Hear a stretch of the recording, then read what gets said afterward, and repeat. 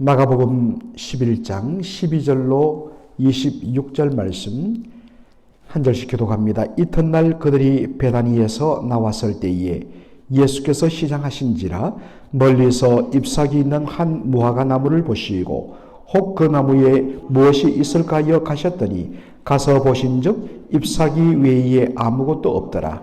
이는 무화과의 때가 아님이라. 예수께서 나무에게 말씀하여 이르시되 이제부터 영원토록 사람이 내게서 열매를 따먹지 못하리라 하시니 제자들이 이를 듣더라. 그들이 예루살렘에 들어가시니 예수께서 성전에 들어가사 성전 안에서 매매하는 자들을 내쫓으시며 돈 바꾸는 자들의 상과 비둘기 파는 자들의 의자를 둘러 엎으시며 아무나 물건을 가지고 성전 안으로 지나다님을 허락하지 아니하시고 이에 가르쳐 이르시되 기록된 바 내 집은 만민이 기도하는 집이라 칭함을 받으리라고 하지 아니하였느냐.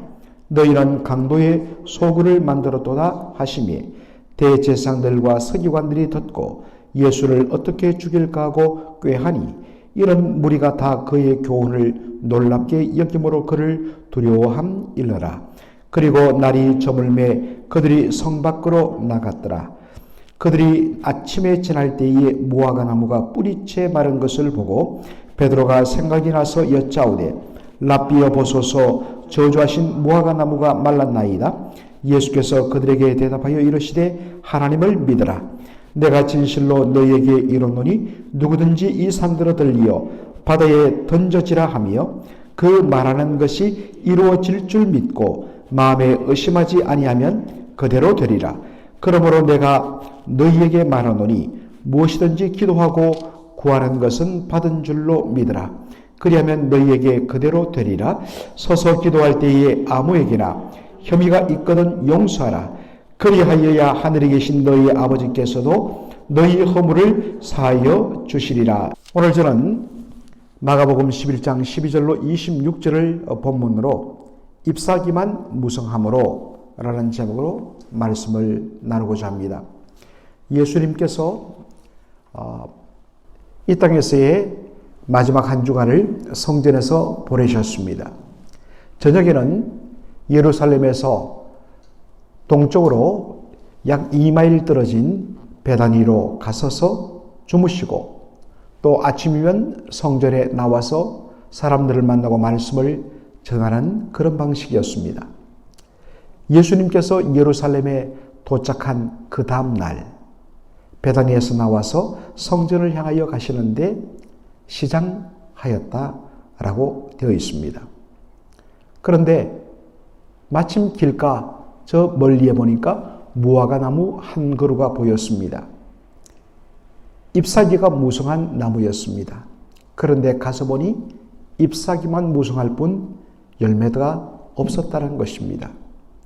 이에 대하여 마가가 이렇게 설명을 덧붙입니다. 이는 무화과의 때가 아님이라. 왜 이 말을 덧붙이냐? 무화과는 3월, 4월에는 잎사귀가 납니다. 그러나 열매는 6월 전까지는 나지 않습니다. 그러다 보니까 당연히 바로 이때는 잎사귀만 무성할 뿐 열매는 보이지가 않는 것입니다. 그런데 예수님의 반응이 무엇입니까? 무화과 이파리만 무성할 뿐 열매가 없음으로 말미암아 그 무화과 나무를 저주하셨습니다. 이제부터 영원토록 사람이 내게서 열매를 따먹지 못하리라. 그리고 그 다음날 그 길을 지나는데 제자들이 보니까 그 저주받은 무화과 나무가 세상에 뿌리부터 완전히 말라버렸다라는 것입니다. 이에 대하여 여러 가지 해석을 합니다. 어떤 이들은 예수님의 이 저주를 윤색 혹은 포장을 합니다. 사람이 배가 고프면 예민해지고 그런데 열매가 없으니까 순간적으로 그냥 욱해서 잠시 노를 바란 것이다. 또 어떤 사람들은 예수님도 우리와 같은 인성을 가지신 분 아닌가. 그러므로 예수님께서 배가 고픔으로 잠시 저렇게 약간 신경질적인 반응을 보이는 것 우리도 그렇지 않느냐라고 그렇게 포장을 하기도 합니다. 자, 그런데 여러분 잘 보시기 바랍니다. 예수님께서 예루살렘에 도착한 시기는 바로 6월절을 한 주 앞둔, 그러니까 3월 한 하순 정도가 됩니다. 이때는 이미 말씀드렸듯이 무화과 이파리는 나지만은 무화과 열매는 시기적으로 맺히지 않는 때입니다. 이제 막 이렇게 조그맣게 생길 뿐이죠. 이것을 예수님께서 너무나 잘 아십니다. 바로 그 땅에서 나서 자란 분이기 때문에 왜 그것을 모르겠습니까? 아무리 배가 고파서 신경질이 나고 신경이 아주 예민할지라도 뻔히 열매 없는 것을, 그때는 열매가 맺히지 않는 것을 너무나 잘 아는 분이십니다. 그런데 잎만 무성하고 열매 없다고 신경질을 냈다? 그럴 수는 없는 것입니다. 그렇다면 여기에 예수님께서 보이신 행동은 일종의 선지자적 행동입니다. 우리가 이사야라든지 예레미야라든지 또 에스겔 보면 정말 선지자로서 그가 정상적인 사람이 보이는 것과 다른 어떠한 반응과 그러한 것들을 통해서 하나님의 뜻을 드러내는 모습들을 많이 봅니다. 그런 것들을 지금 시간 관계상 일일이 다 소개할 수는 없습니다만은 바로 무화과에 대하여 예수님께서 이렇게 반응한 것에도 특별한 의도를 가졌다는 것입니다. 구약 성경에는 이스라엘을 종종 무화과 나무에 빗댑니다. 그렇다면 잎만 무성할 뿐 열매가 없는 무화과 나무가 가리키는 것은 무엇인가? 하나님 백성이라는 그 이름만 있을 뿐, 그리고 외식만 가득할 뿐, 하나님 백성에 합당한 열매는 전혀 없는 유대인들의 그 타락한 모습들, 이것을 지적하는 것이 바로 잎사귀만 무성할 뿐 열매 없는 무화과 나무라는 것입니다. 그 열매 없는 외식으로 가득한, 종교적인 외식으로 가득한 그들의 결정체가 무엇이냐? 바로 그 다음이 나오는 예루살렘 성전의 타락이라는 것입니다. 여러분, 이 저주 사건이 바로 예수님의 성전 정결 사건 바로 앞에 놓여 있는 것에 우리는 주목을 해야 합니다. 이 사건이 우리에게 주는 도전과 경고는 무엇일까요? 혹시 주님 보시기에 나는 잎사귀만 무성할 뿐 열매는 없는 무화과 나무는 아닌지 우리가 다시 한 번 더 자신을 두렵고 떨림으로 살필 필요가 있습니다. 예수님께서 산상수훈의 마지막을 이렇게 말씀하십니다. 그 나무는 열매로 알리라. 열매가 없으면 하나님 앞에 설 수가 없다는 것입니다. 열매로 알리라는 말씀 다음에 나온 말씀이 바로 마태복음 7장 21절 말씀입니다. 주여 주여 하는 자마다 다 내 아버지의 나라에 천국에 들어갈 것이 아니요 오직 하늘에 계신 내 아버지의 뜻으로 행하는 자라야 들어가리라 라고 말씀하십니다. 그런 후 곧바로 주어진 것이 마지막 심판의 말씀이죠. 그날에 어떤 자들은 주님, 제가 주님과 함께 있었습니다. 주의 이름으로 선지자 노릇했습니다. 주님의 이름으로 귀신을 내쫓고 병든 자를 고쳤습니다. 대단한 모습이 있죠. 그런데 주님께서 말씀하십니다. 나는 너희를 모른다. 불법을 행하는 자들아 내게서 떠나가라라고 말씀하십니다. 그 말은 뭐냐면 그들이 주의 이름으로 그러한 일들을 행했을 줄 몰라도 사실은 그 주님의 이름에 걸맞는 주님의 백성에 합당한 삶의 열매가 없었다는 것입니다. 열매로 알리라. 참으로 우리에게 무섭고도 귀한 도전이 되는 말씀이라고 생각합니다. 예수님께서 무화과 나무를 저주하시고 성전에 들어가서 하신 일이 뭐냐면 성전에서 매매하고 그리고 성전에서 돈을 바꾸는 자들의 상을 엎으며 노건으로 채찍을 만들어 그들을 내리치시며 거기서 매매하던 모든 그러한 가축들 그런 것들을 바로 바깥으로 내치시는 이른바 성전 정결 사건을 행하신 것입니다. 원래 이러한 일들은 바로 하나님 앞에 예배 드리러 오는 자들을 돕기 위한 그러한 목적으로 시작된 것이었습니다. 먼 곳에서부터 하나님 앞에 희생 제물을 끌고 오면 오른 중에 다 상해버립니다. 그래서 그런 사람들의 편의를 돕기 위해서 돈만 가지고 와서 바로 성전 앞에서 그러한 희생 제물을 그렇게 구입해서 드리도록 그렇게 조치를 취한 것입니다. 또한 모든 자들은 매년 성전세를 내야 되는데 성전세는 당시 그들이 사용하고 있던 그런 화폐로 내는 것이 아니라 성전에서만 통용되는 세겔이라는 성전에서만 사용하는 그러한 돈을 내야 되기 때문에 그것을 위해서 일반 돈을 가지고 성전의 세겔로 바꾸는 환전하는 곳이 필요했던 것입니다. 바로 예배드리러 오는 자들의 편의를 봐주기 위해서 시작된 것입니다. 그런데 시간이 지나면서 주객이 전도되어 어떤 의미에서 바로 성전을 통하여 장사하는 것이 바로 목적이 되고 본질이 되어버린 것입니다. 예수님께서 말씀하십니다. 이사야 56장 말씀을 인용하여서 내 집은 만민이 기도하는 집인데 너희들이 강도의 소굴로 만들어버렸다라고 책망하십니다.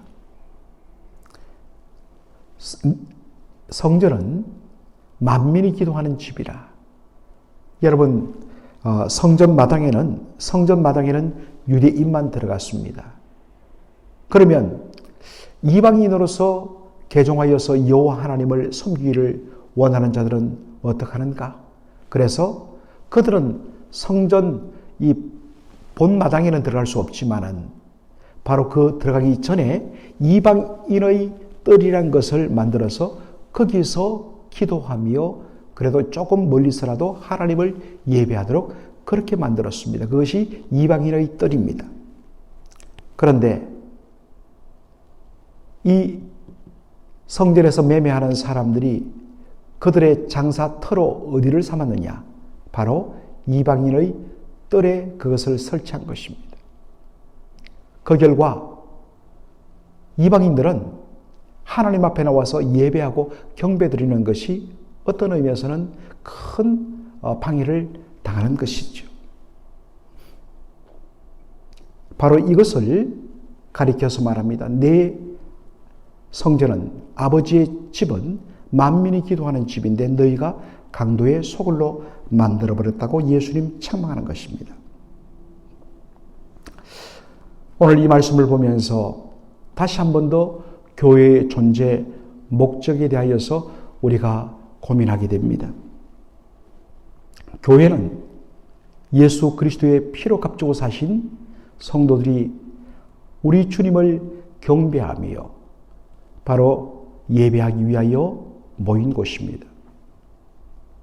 그러므로 친교도 좋지만 교회의 존재 목적은 오직 예배입니다. 어떤 봉사도 좋지만 나중에는 내가 섬기는 어떤 일, 그것이 찬양이든 아니면 식당 일이든 그것이 어떤 면에서는 하나님 앞에 드리는 예배보다 더 중요해버리는 그러한 일들을 얼마나 교회에서 많이 보는지요. 예배가 중심입니다. 그리고 세상으로 파송받은 예수님의 제자로 살기 위해서 철두철미하게 말씀으로 훈련받고 양육하는 것이 중심입니다.